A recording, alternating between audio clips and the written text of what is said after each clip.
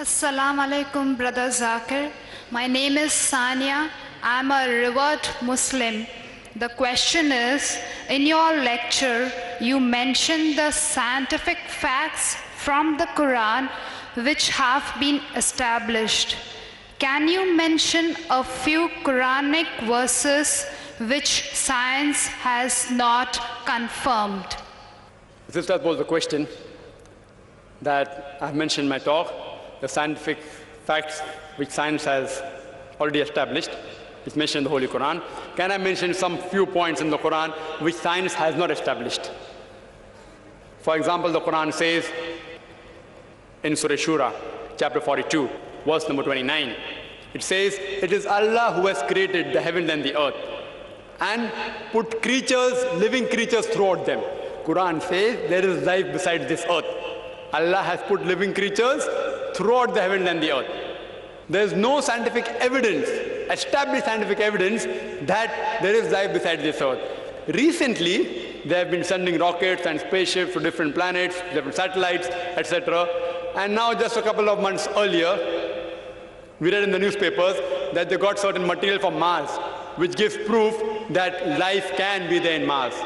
And in, I think day for yesterday's paper, I read in Times of India, that they have found water in the moon. Maybe a comet crashed, and there's a big crater, and the water has been frozen to ice. So in future, it will be easier to do investigations. We do not have to take water from planet Earth to moon. Water is already present there. We can use that water, and it will save us a lot of trouble. Science is saying there are high possibilities of life being there besides Earth. But since Quran says, I believe in it. Maybe after 1 or 2 years, they may discover there's life besides this Earth, or maybe after 50 years. Today, scientists, they have given various views. How will our Earth end? Some scientists have given a description that the mountains will fall down. Some scientists say the mountains and rocks will become smooth when the Earth is destroyed. Some people say the ocean will swell up. Some people say the universe will go in a black hole. Several. Quran too gives a description about the day of judgment. How will our creation end? Many of them match with the theories of science. Theories, not established facts. For example, the Quran says in Surah Ahqaf, chapter 46, verse number 3, "It is Allah who has created the heavens and the earth for a limited period of time," giving you an indication that this creation will be destroyed. And gives various signs in the Quran. For example, if you read Surah Qiyamah, chapter 75, verse number 8 and 9, it says that the moon will be buried in darkness. The sun and the moon will join together before our world ends. If you read Surah Takwir, chapter 81, verse number 1, 2, 3, and verse number 6, it says that the sun will be folded up. The stars will fall down. The ocean will swell up. The mountain will fall down in utter ruin.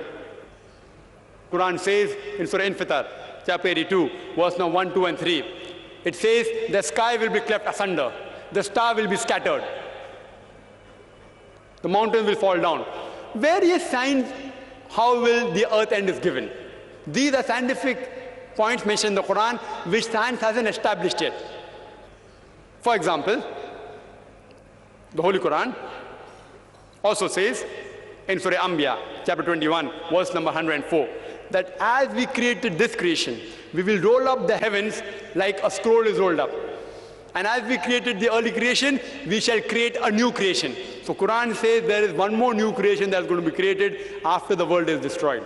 Science doesn't know about that. Quran says the first man on the earth was Adam alayhi salam. Science hasn't discovered that yet. Quran speaks about soul. Science hasn't established that human beings have got soul. The Holy Quran also speaks about jinns, about spirits, about angels. Science hasn't been able to discover that. Quran speaks about life after death. Science hasn't discovered that. Quran speaks about heaven and hell. Science hasn't discovered about that. But you may ask me the question, Mr. Zakir, you have given such a good lecture speaking about scientific facts, and you believe in jinns, you believe in angels, you believe in soul? Logical? No. I have got a logic why I believe. I don't blindly believe in life after death, in the soul, in heaven and hell. in jinns and spirits. I have a logical belief. I base my logical belief saying that suppose there are scientific facts mentioned in the Holy Quran, out of which, say approximately 80% have been proved to be 100% correct. 80% of the scientific facts mentioned in the Quran have been proved by science till today to be 100% correct. The remaining 20% is ambiguous, unknown. Not even 0.001% have been proved false. Even if one verse is proved false, the Quran is not the word of Allah subhanahu wa ta'ala. So these 20% I say goes in the ambiguous slot, unknown.